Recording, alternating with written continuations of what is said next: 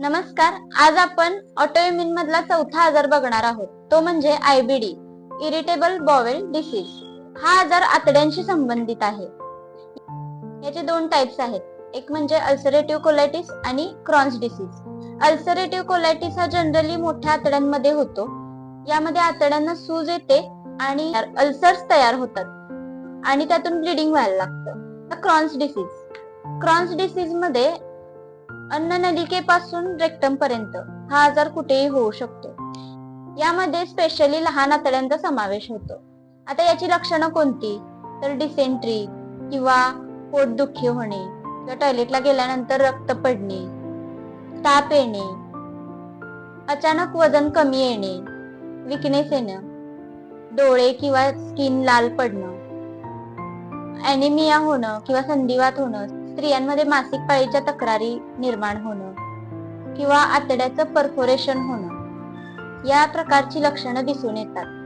तर याची कारणं कोणती आहेत? तर हा आजार जेनेटिक असू शकतो किंवा सेडेंटरी लाईफस्टाईल, त्याचबरोबर स्ट्रेस, डिप्रेशन, फास्ट फूडचं अतिसेवन असेल किंवा एखाद्या पदार्थाची ॲलर्जी असेल तर अशा प्रकारचा आजार होऊ शकतो.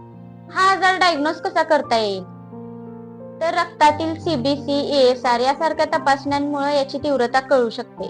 त्याचबरोबर अल्ट्रासोनोग्राफी असेल, कोलोनोस्कोपी असेल किंवा सिटी स्कॅन असेल. हा आजार जर वेळीच ट्रीट केला नाही तर जीवघेणा ठरू शकतो.